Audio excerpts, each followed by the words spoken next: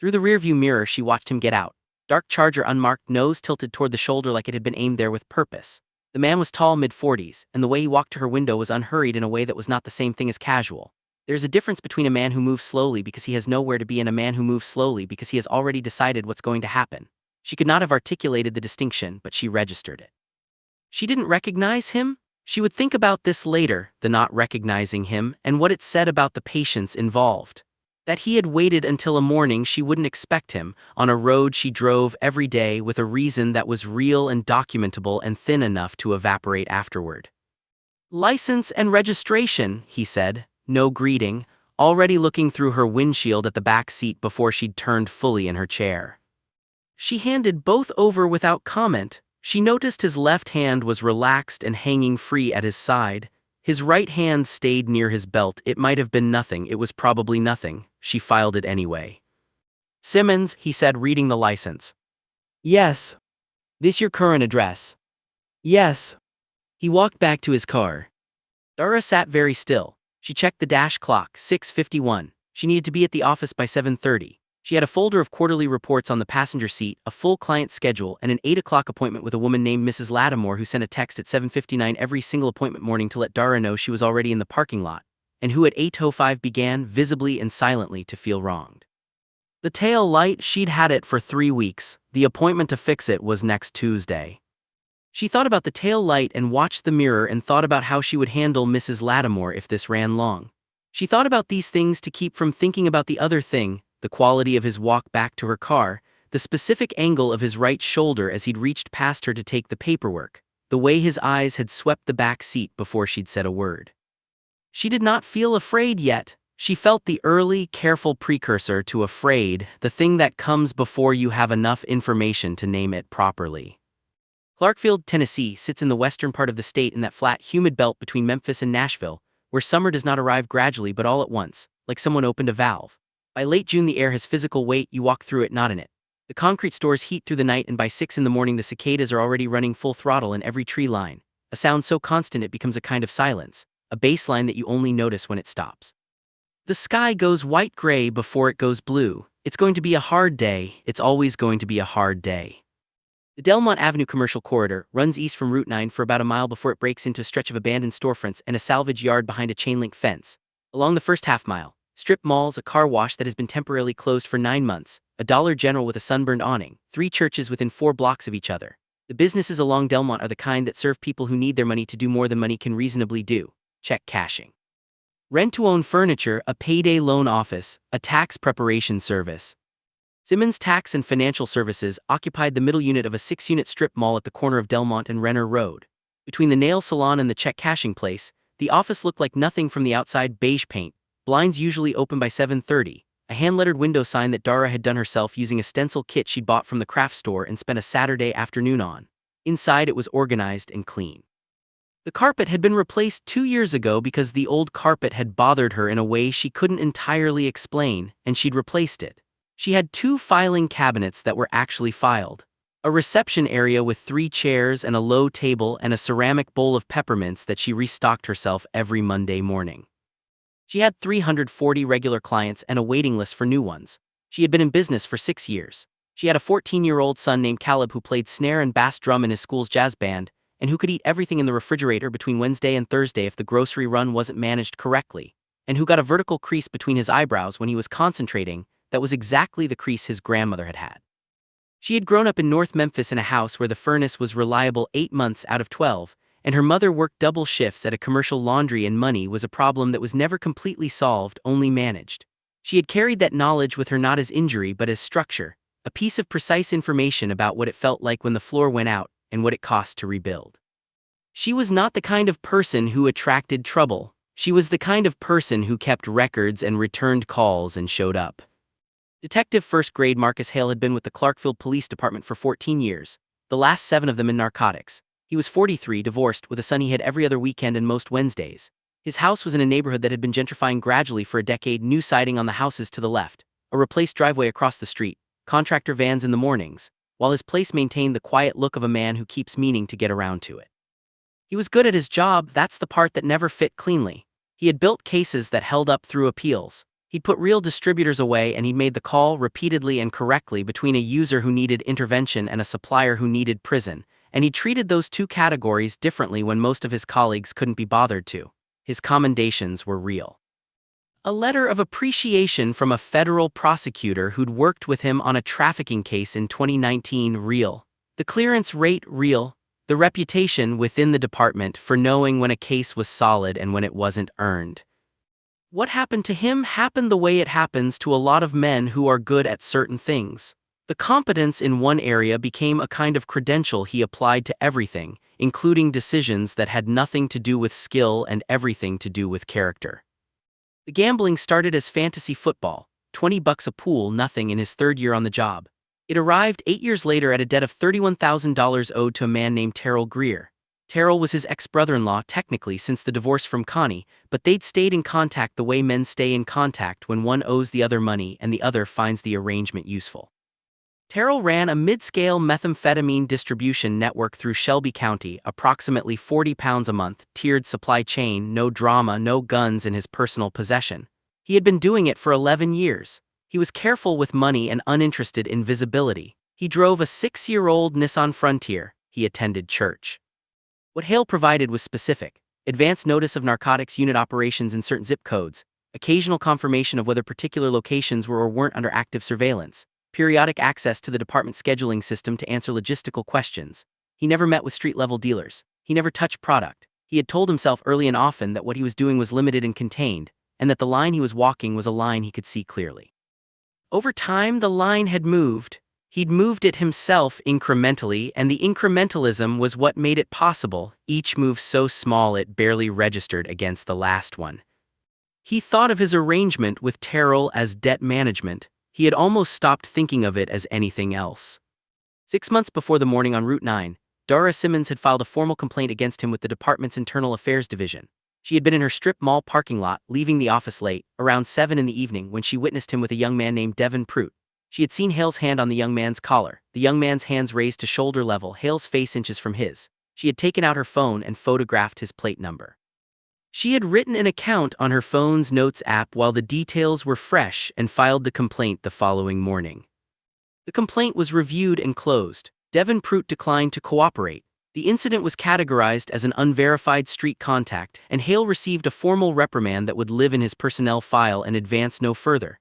His lieutenant, Craig Sanderson, had told him privately that it would be a good idea to keep his head down for a while. Hale had done exactly that. But the 3 weeks of the IA investigation had a specific texture that hadn't entirely faded. The disrupted sleep, the hyper-awareness of his colleagues' eye contact, the recurring review of everything he'd done and said in the year prior, cataloging potential exposure. When the complaint was closed, he had felt a physical unwinding. He had also felt something smaller and denser underneath it, a cold resentment at the particular quality of her complaint, its specificity, the fact that she'd written it down while the details were still fresh, the precision of it. A woman in a parking lot who wrote down his plate number. He'd thought about her periodically since then, not constantly, just occasionally, the way a splinter works, not always hurting but always there when you press it. He had spent 2 weeks on the preparation, not because it was complicated, technically it was straightforward, but because the preparation itself was a form of insurance. He thought about it the way he thought about building a case. You don't move until you're confident in the structure. You identify the weaknesses before someone else does. The weakness, if there was one, was the drug itself. Taking product from Terrell's supply created a chain, however brief. He had weighed this against the alternative, acquiring something through other channels, and decided the Terrell route was cleaner in the ways that mattered. Terrell understood discretion as a survival skill, and Terrell's interest in keeping their relationship functioning was, if anything, stronger than Hale's own. They both needed what the other had. He'd driven past the strip mall twice in the 2 weeks preceding. Once in his personal vehicle on a Saturday afternoon, just to look at the layout, the parking lot, the angle from the nail salon to the check cashing place, the line of sight from the street. Once on a Tuesday morning at around 7:15 from the Route 9 approach, watching her Altima in the lot and the office lights going on. He hadn't stopped. He didn't want to be seen near the location. The tail light he'd noticed 3 weeks before that when he'd run her plate on a lookup, just to confirm her current vehicle. The expired equipment fix was a gift, a clean, documentable basis for a stop that any first-year traffic officer would have written. He had waited for a morning when the weather was clear and the light was good, and the timing would put him on Route 9 at the right moment. and he had been patient about it in the way he was patient about most things he decided to do. What he did not think about, because it had not occurred to him to think about, was the building at the corner of Delmont and Renner Road. The 4-story building whose east face looked down at the Route 9 shoulder, the balcony on the 4th floor, the small cross-shaped object that had been rising from that balcony every weekday morning for 3 years. He sat in the Charger with her license and registration on the passenger seat and ran the plate through the MDC. Clean record, no priors, no warrants, no flags, policy current, registered address matched. He sat with this information for a moment. His right jacket pocket was a Ziploc evidence bag that had never been logged anywhere. It contained 3.8 grams of crystal methamphetamine, the specific threshold that put possession into felony distribution territory under Tennessee statute. He had retrieved it from Terrell's supply 2 weeks ago, at a storage unit on Industrial Parkway under a pretext that Terrell hadn't pressed him on. Terrell had written $2,000 off the debt. They had not discussed what it was for. Hale looked at his own face in the rearview mirror, just once. He was not the kind of man who needed to look long. He got out. He walked back to the Altima. He crouched beside the open driver's door with his left hand on the door frame and his right side angled away from the southbound traffic on Route 9. A semi moved past and the pressure wave of it rocked him slightly and he waited for it. Then his right hand went into his jacket pocket. Less than 2 seconds. The bag came out already in his palm and his arm went down and inward to the left, setting the bag flush against the forward rail of the seat track where it would rest until he reached under to find it. He stood, he rolled his right shoulder once. "Miss Simmons," he said, "I'm going to need you to step out of the vehicle." She looked at him. "Sir." "Step out of the vehicle, please." She got out and stood beside the car with her hands in clear view. She had a quality of stillness that he registered without quite acknowledging, not the stillness of someone frightened into passivity, but the stillness of someone very deliberately collecting information. "I'm going to need to search the vehicle," he said it without inflection. He watched her face process it. "Do I have a right to refuse?" "You do. I can also call for a K-9 unit and we can wait." She was quiet. She looked at the road, not at him. A pickup slowed as it passed the driver staring and she did not look back at him. "Go ahead," she said. He put on gloves. He made a thorough show of it, the center console, the floor mats, the glove box, lifting the quarterly reports from the passenger seat and setting them on the car's roof. Then he crouched beside the driver's seat and reached under it, toward the seat rail, and his fingers found the bag exactly where he'd placed it, and he brought it up and held it in the morning light. "Miss Simmons, there's a controlled substance under your seat." She looked at the bag, she looked at him. The 3 seconds that followed had a quality he would remember in a way he hadn't expected to, not with any particular emotion but with the specific clarity of something recorded accurately. Her jaw moved once. Her eyes held his without aggression, without panic, without the guilt-adjacent quality he usually saw in a moment like this, just level, watching him the way you watch something you're trying to understand. "That's not mine," she said, quietly, like she was correcting a number on a spreadsheet. He read her the Miranda warning. She nodded at the appropriate points. She asked once before she was cuffed if she could call her son's school to arrange alternate pickup. He told her that could be handled at booking. He cuffed her hands in front because she had not resisted and there was no cause to do otherwise. At an altitude of 340 feet above the intersection of Route 9 and Delmont Avenue, a DJI Mavic Pro drone was 6 minutes into its morning run. Its owner, Owen Fitch, was standing on his 4th-floor balcony at the Ridgeway Apartments, holding the controller in both hands with the relaxed familiarity of someone who has done something many hundreds of times. The controller's display showed the drone's altitude, speed, and battery level. The iPad beside it showed the camera feed, but Owen wasn't watching it closely. He was watching the drone itself, a small cruciform shadow against the white sky, and thinking about filter options. Owen was 58. He had retired from 26 years as a commercial electrician 18 months ago and had taken up drone photography during the second COVID lockdown as something to do with his hands when the days had too much space in them. He'd gotten genuinely good at it over 3 years of nearly daily practice. He had a YouTube channel with 340 subscribers, people who had found him through searches for Tennessee aerial photography, and he uploaded to it regularly and responded to every comment personally. His wife Yvonne had died 13 months ago, pancreatic cancer, diagnosed in February and fatal by November. The drone had become part of the daily structure he'd built after, not a replacement for anything, not therapy, just a reason to be outside in the early light, a reason to pay attention, a reason to have something to look at other than the apartment. He had programmed the drone on a 300-degree automated sweep at constant altitude 340 feet, the maximum permitted under local ordinance without special certification. The 4K camera recorded continuously to 64GB microSD card, and backed up automatically to his cloud account. This was Owen's 23rd morning flight of the year, and his routine with it was comfortable enough that he had mostly stopped watching the feed and started watching the sky. He did not notice the traffic stop on the Route 9 shoulder. At 6:52 a.m., the drone swept back across the Route 9 corridor on its return arc. The camera captured the dark Charger and the silver Altima and the two figures beside them, small from 340 feet, detailed enough in 4K, and then continued its orbit and completed its flight and landed on the balcony. And Owen picked it up and went inside for his third cup of coffee, and the footage sat on the microSD card in the drone and in his cloud account, and he did not look at it for 11 days. The processing center smelled of industrial disinfectant, and beneath it the specific institutional smell of a place that has absorbed too much anxiety to hold any other character. The fluorescent tubes overhead had a faint buzz. The chairs in the intake area were orange plastic bolted to a floor rail. Dara sat in one of them with her hands in front of her, and she watched the officers at the intake desk with the same attentive patience she brought to understanding any system she needed to operate. She counted 4 of them, 2 processing paperwork, 1 on the phone, 1 who was watching her and thought she couldn't tell. The booking took 3 hours and 40 minutes. It moved through steps with the impersonal efficiency of bureaucratic machinery, each element completed by someone doing their job and not thinking about her specifically, which was in its own way harder to sit with than hostility would have been. The photographs, the fingerprints, the officer rolling each finger carefully and setting it back with a competence that had no feeling in it.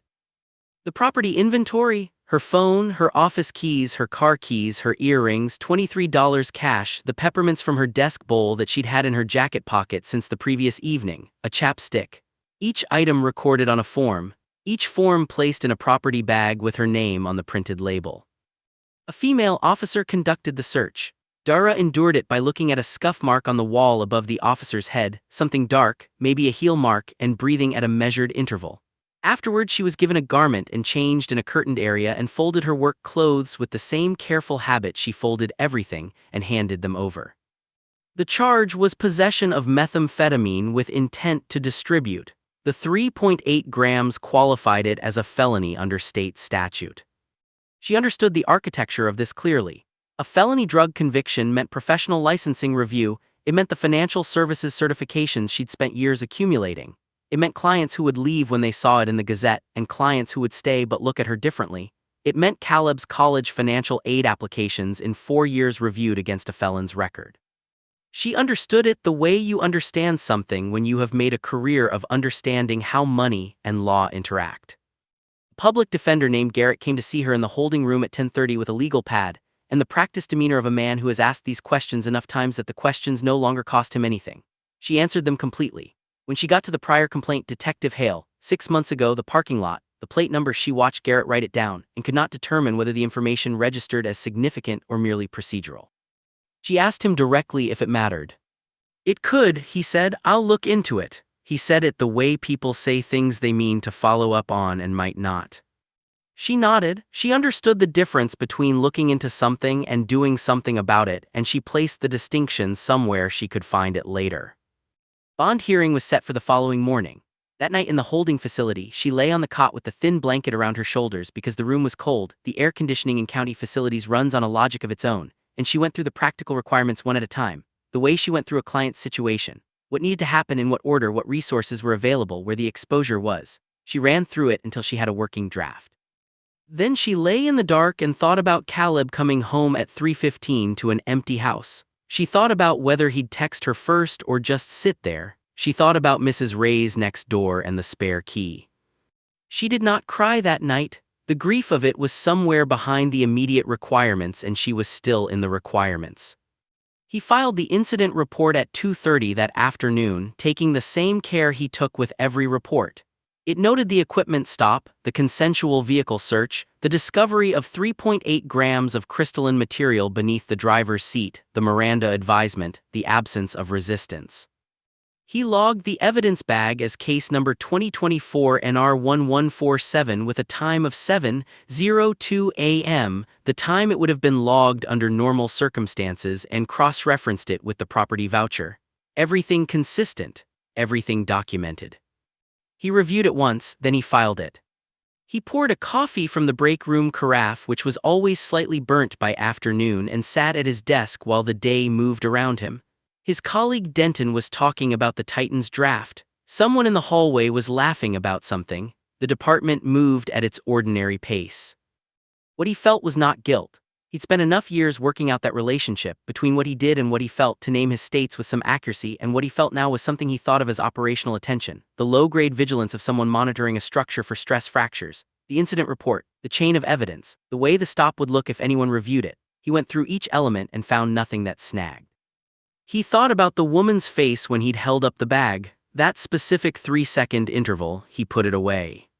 He drove home at 4:30, made a frozen pizza, ate half. He sat in front of the television for a while without following what was on and went to bed at 10. He slept adequately. He would come to think about this later, the sleeping adequately, as one of the pieces of himself he understood least. It was a Thursday evening 11 days after the stop when Owen sat down at his desktop and opened the editing software. The time-lapse project had grown beyond its original scope. He'd started planning a 20-minute video and had accumulated 14 hours of 4K material, which needed to be reviewed and sorted before he could begin the actual editing work. His nephew Darius had been helping on weekends, color grading, transitions, the technical side that Owen understood functionally but not instinctively. Darius was there that Thursday by coincidence. He'd driven over to drop off a casserole from Owen's sister and ended up at the second desk chair, the way he often did when he stopped by. There was a comfort in the apartment, in sitting beside his uncle at the monitors with the city visible through the balcony door, that Darius had never articulated but consistently sought out. They were reviewing the Route 9 morning sequences from mid-June when Darius said, "Hold on." Owen looked at him. On the screen in the upper left of the frame, the shoulder of Route 9 was visible from altitude, the dark car, the silver car, two small figures. "Back that up." Owen rewound 40-some seconds. "Can you zoom in on playback?" Owen engaged the software's 4x digital zoom. The 4K resolution held well enough at that magnification, not sharp enough to read faces or badge numbers but clear enough to read body mechanics. They watched the tall figure, the one from the dark car, open the driver's door of the silver car. They watched him crouch. They watched the motion of his right shoulder. Darius leaned forward in his chair. There was something in the shoulder's angle that was wrong. Not wrong in an obvious way, not the way wrongness announces itself. Wrong the way a sentence with a misplaced word is wrong. You read it, something nags at you, you go back. A standard underseat search goes back and flat. The arm extends, sweeps, applies variable pressure as it encounters objects. What they were watching on the screen was different. The arm going down and inward, crossing slightly in front of the body, controlled on the descent, coming up empty, controlled on the descent. "What is he doing under there?" Darius said. "Could be a lot of things," Owen said. He rewound it. He watched the shoulder again. He rewound it again. "Unc, I know what it looks like." Darius took out his phone. He searched for a minute. Then he held it out. Local business owner charged in narcotics stop on Route 9, the Clarkfield Gazette, dated 12 days ago. Owen read it. He looked at the time stamp in the editing software's metadata panel, 06/52/14. He read the article's description of when the stop had occurred. He took the notepad from beside the monitor and wrote down the time stamp and the article's date and the case number from the Gazette, and the name of the detective the article mentioned in the second paragraph. He looked at what he'd written. "We need to find out who her lawyer is," Darius said. "Quame os, I got the call on a Monday afternoon, 4 days after Owen and Darius had watched the footage together.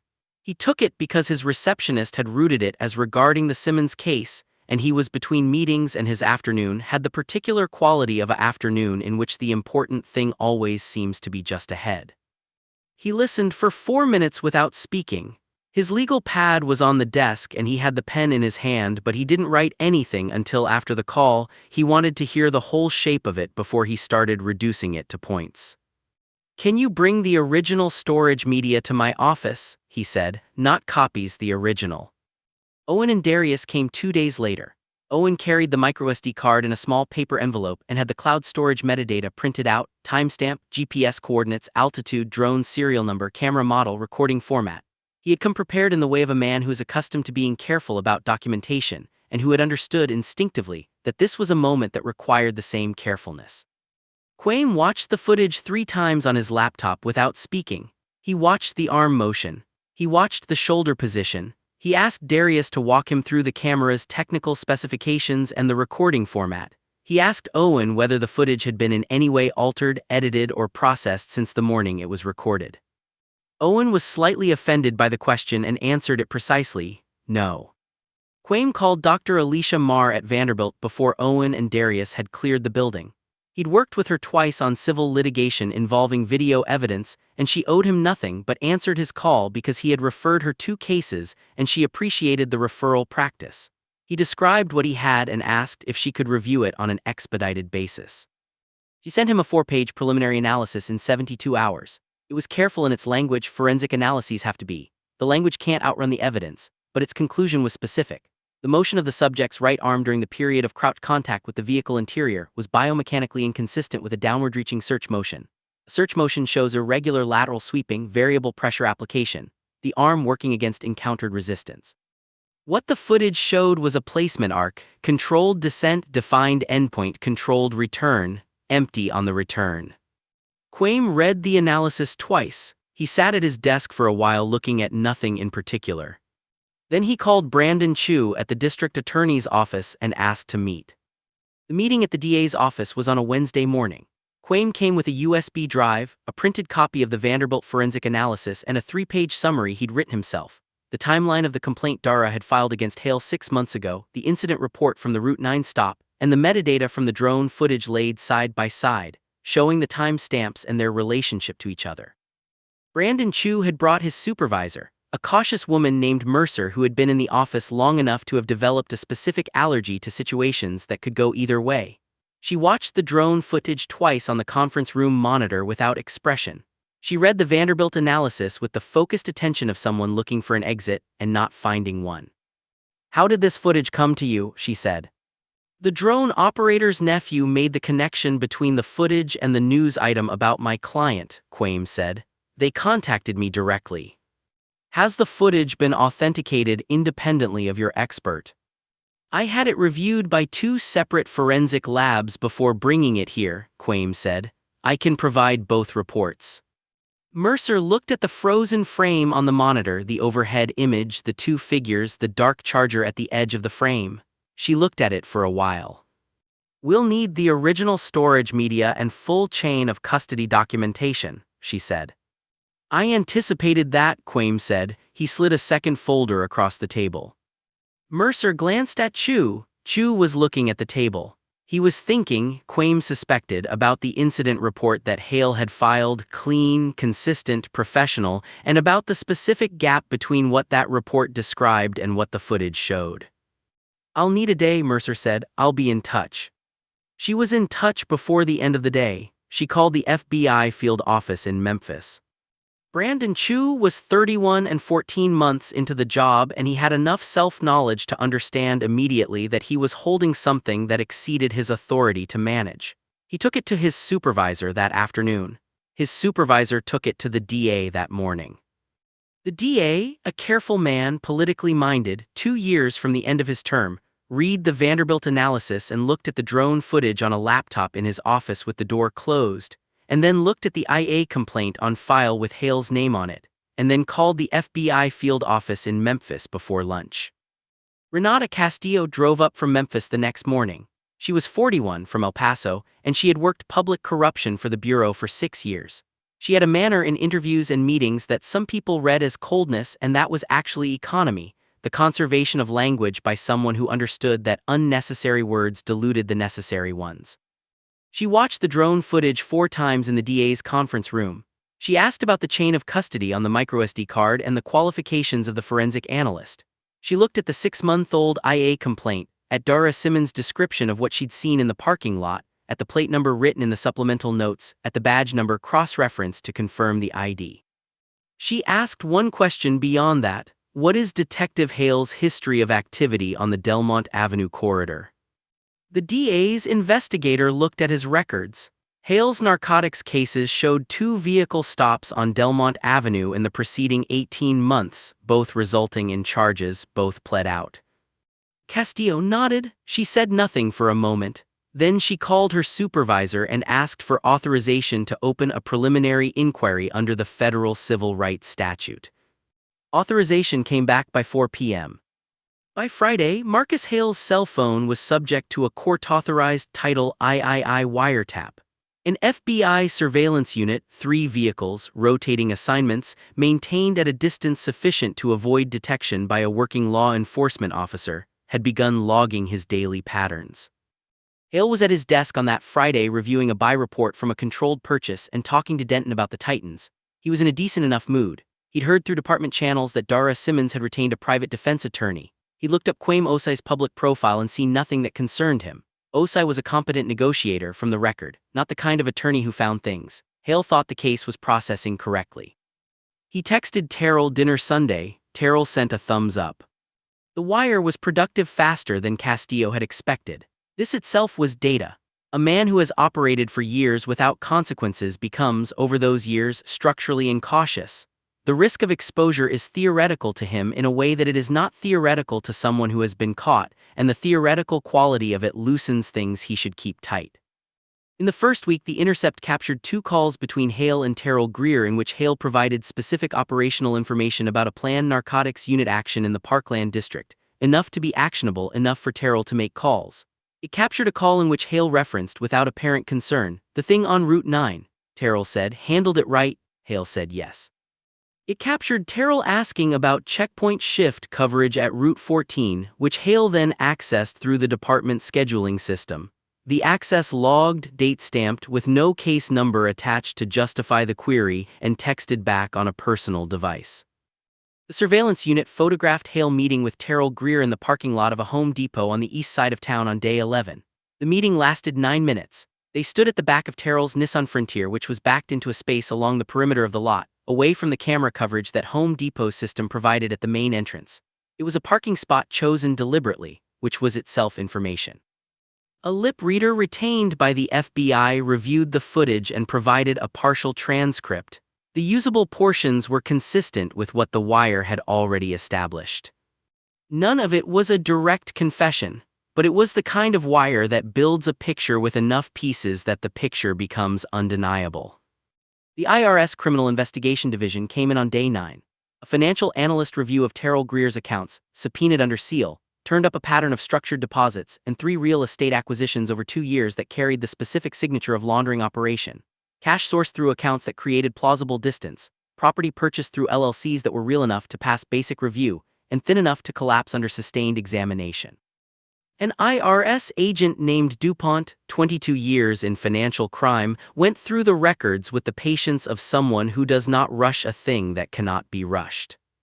Tamara Voss, the AUSA assigned the case at the Memphis Federal Building, listened to Castillo's summary on a Wednesday with her hands folded. She was 44 and had been in the office 11 years, and had the specific, unsentimental quality that develops in people who have watched the law move at its actual speed for long enough to understand that enthusiasm is a resource you have to manage. "How solid is the drone footage?" she said. 2 independent forensic labs, metadata is authentic, chain of custody is clean. The biomechanical analysis is careful, it's qualified, not definitive. But combined with the wire, the prior complaint, the financial picture on Greer and his system access logs on the department's scheduling database, it builds. What does Simmons know? Nothing about our end of it. Her attorney knows we're looking at it. He's been cooperative. Voss was quiet for a moment. She reached for her coffee. "Let's keep building," she said. He took Tommy to a minor league game on a Saturday evening. The Clarkfield Dodgers mid-season, a game that didn't matter in the standings, and they sat in the third base bleachers and Tommy ate 3 hot dogs and wore his cap sideways because he'd seen someone online wear their cap that way and thought it looked right, and fell asleep with his head against Hale's arm in the 7th inning. Hale sat with his sleeping son and watched the game's last 2 innings go by. The home team was losing and the crowd had settled into the subdued, philosophically noise of people who are mostly okay with how the evening has gone anyway. He watched the outfielder misread a fly ball and felt Tommy's weight against his arm and thought about nothing in particular. He carried him to the car without waking him. He drove the 20 minutes to his ex-wife's house with the radio off and Tommy's head against the passenger window and the streets quiet around them, and there was a quality to it, the sleeping child, the dark, the quiet, that he sat in without comment or analysis. He had learned over the years to treat certain feelings as weather. They moved through. You didn't need to do anything with them.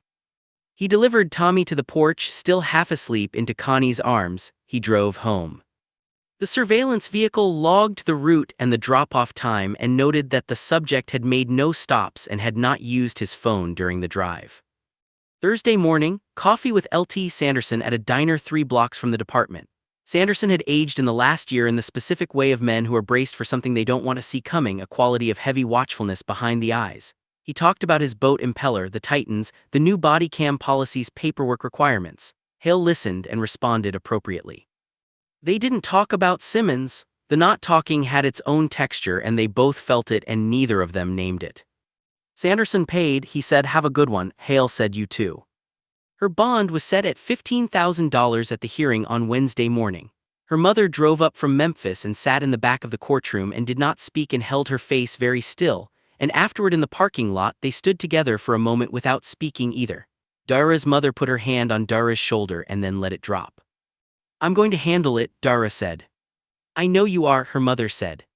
She went back to the office the following Monday. She had no choice about this. She had clients, accounts receivable, payroll, and she also had the specific conviction which she held deliberately and had to renew every morning that she was not going to let what had been done to her compress her life smaller than it already was.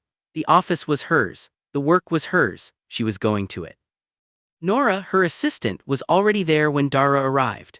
She'd opened the blinds and made coffee and put fresh peppermints in the ceramic bowl and said good morning in the way she said good morning on ordinary days, which was the most generous thing she could have done.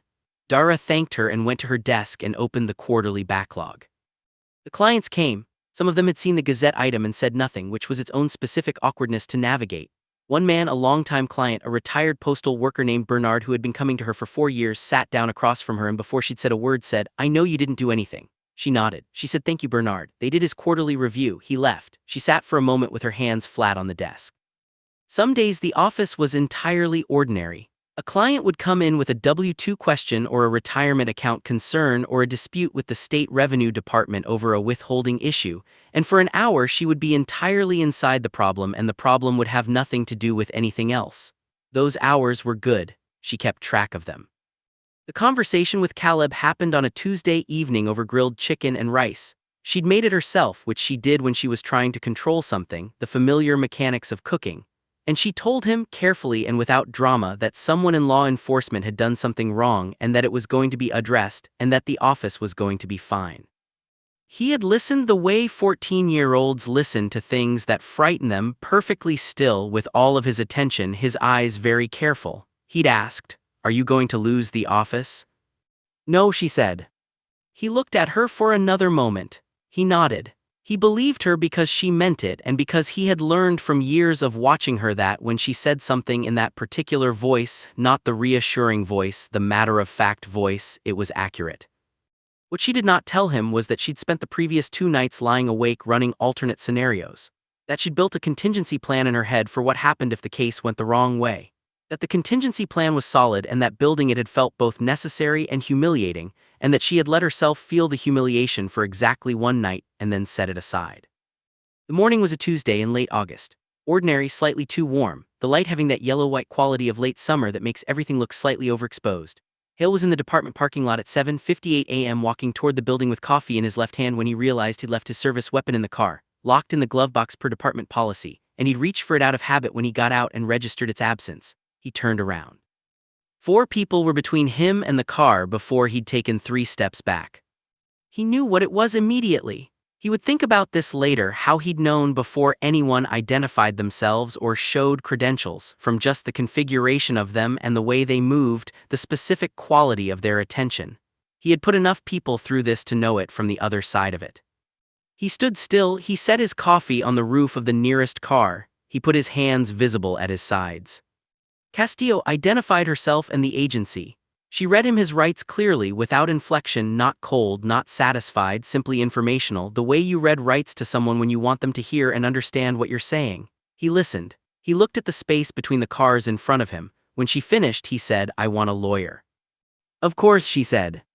They walked him to an unmarked vehicle. It was 7:59 a.m. Two patrol officers watching from the building entrance didn't move. One of them looked at the ground.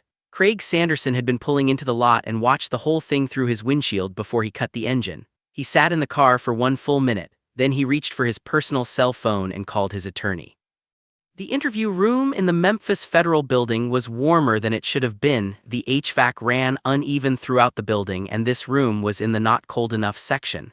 The table was industrial laminate. The chairs were padded in a neutral, institutional way.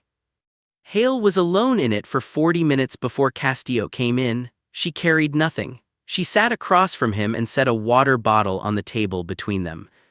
"Your attorney is en route, should be here by 9:30. He said nothing. "You don't have to say anything until he gets here. You don't have to say anything at all." "I know." She didn't fill the silence. The silence in this kind of room is a tool. Most people can't hold it for long, and what they use to fill it is often more useful than anything they'd have said if asked directly. Hale was too experienced to fill it. He looked at the water bottle. He picked it up. He set it back down without opening it. After a while she said, "The footage is good, detective. I want you to know that before your attorney gets here, so you go into the conversation with full information. It's not the only thing, but it's good." He looked up for the first time since she'd sat down. "Drone," she said. The word sat in the room between them. His face did not change in any large way, but something happened in the eyes, that specific micro-adjustment of a man running a calculation he hadn't anticipated having to run. He looked back at the table. "I have nothing to say to you," he said. "That's completely fine," she said, and she stood. She went to the door. "How high up is it?" he said. She turned. "Is it just me?" Not quite a question, a man taking inventory. Castillo looked at him. She thought about the answer, as she always did with that particular question, because it was usually the most important one and the answer could foreclose things she wasn't ready to foreclose. "Terrell Greer was arrested this morning in Clarkfield," she said. "LT, Craig Sanderson is being interviewed by agents right now at the department." She paused. "Does that answer it?" He looked at the laminate surface of the table. He looked at it for a long time. Then he opened the water bottle and drank from it, and he didn't say anything else. She left him with it. The federal grand jury handed up the indictment 17 days later. 14 counts. Civil rights conspiracy under 18 U.S.C. Section 241, obstruction of justice for the incident report. 5 counts addressing the leakage of law enforcement information to a distribution organization over 26 months. And 7 counts as a co-conspirator in Terrell Greer's operation. The co-conspirator counts were drawn from the wire recordings, the surveillance photographs, the department system access logs, and DuPont's financial analysis. The Clarkfield Gazette ran it Thursday morning above the fold. The AP picked it up that afternoon, national outlets by evening. The story moved the way certain stories move, not because they're the worst things, but because the gap between what people are and what they turn out to be is the specific gap that gets into people's heads. A decorated detective. A woman's tax prep office, a retired electrician with a drone and a time-lapse project. The accident of geometry 340 feet, a 4K sensor, a morning that Owen Fitch couldn't have known would matter. The charges against Dara had been dropped 10 days earlier, on a Tuesday afternoon in a meeting at the DA's office that Quaim had described beforehand as procedural, and that was in fact procedural, the specific deflating proceduralism of an institution revering course and preferring to do it quietly. She sat across from 3 men. One of whom had difficulty making eye contact with her, and was told that all charges were dismissed and expungement would be initiated within 30 days. Quaim asked methodical questions about the expungement scope and timeline. He asked which specific databases would be updated and in what order, and what the process was for notifying the relevant state licensing boards. He was thorough in the way that is useful and slightly tedious, and Dara was grateful for it because it meant she didn't have to speak for most of the meeting. In the parking garage afterward, Quaim said, "You doing okay?" "Yeah," she said, and then, because he had been good to her and deserved more than one syllable, "Ask me in about a year." He nodded. He understood that. What she did not tell him was the thing she'd been carrying for 8 weeks, not the fear exactly, which had a shape she could work with, but the specific texture of the days on bail. Going to the office every morning and performing normality with the effort of performance, the way you hold a neutral face in a meeting when you are not neutral at all. Nora's tea that she hadn't asked for. Bernard the retired postal worker saying, "I know you didn't do anything." The nights when she could feel the weight of what had been done to her and she couldn't quite put it down. The mornings when she drove the long way to work through residential streets, 6 minutes longer than Route 9, and told herself it was just a different route and left it at that. She went back to work. She pulled the quarterly backlog. She had an overdue renewal filing and a payroll schedule to revise and 18 client emails waiting for responses. She did all of these things and they were real and they were hers and she did them. She filed a civil suit against the city of Clarkfield in November, after a conversation with Quaim that lasted 2 hours and covered the realistic range of outcomes. She did not file it because she thought it would fix anything. She filed it because it was a record, a formal documented account of what had been done with her name on it and Hale's name on it in a document that would exist. She had grown up understanding that records mattered. That the difference between a thing that happened and a thing that was acknowledged to have happened was a difference worth insisting on. Quaim filed the paperwork on a Thursday afternoon and sent her a copy. She read it once, sitting at her desk after the office closed, and then she put it in a folder in the filing cabinet, the organized filing cabinet, the one that was actually filed, and locked the office and went home. The expungement came through in February. She received a letter from the state confirming the removal of the arrest record from all relevant databases, and she filed that too, behind the civil complaint in alphabetical order. Caleb asked her once in the spring whether the cop was going to go to prison. She told him the case was still working through the system and they would see. He nodded. He had turned 15 by then and was playing in a jazz competition in Memphis, and he had the vertical crease between his eyebrows that he always got when he was thinking hard, and he let the question go and moved on to asking whether she'd be able to come to the competition. She said she would. She went. He played well. She watched him from the third row and clapped until her palms hurt. Phil Sauer entered a not guilty plea at Hale's preliminary hearing. Bond was set at $150,000. Hale couldn't post it immediately and spent 4 days in federal holding before his mother put up her house. He moved back to Millington. Eleanor Hale was 72, bad hip, and she made him dinner the first night, chicken and rice, simple the way she'd always made it, and they talked about her rheumatologist appointment and the neighbor's new dog and the road construction on the highway. They did not talk about the indictment. He lay in his old bedroom that night, the room he'd had at 16, smaller than memory, and stared at the ceiling and lay very still. He had thought in the years of what he'd been doing about what exposure would look like. He thought about it abstractly, the way you think about most disasters in the third person, as something that happened to people less careful than you. He had never thought concretely about lying in his mother's spare bedroom with the weight of the ceiling above him and the sound of the house settling around him and nothing to do but wait. He thought about Tommy. His son was 11 and would eventually be old enough to understand what the news said and what the indictment said and what 14 counts meant. Hale had no framework for this. He looked at the ceiling and he did not have a framework for it, and he let the fact of that sit in the room with him.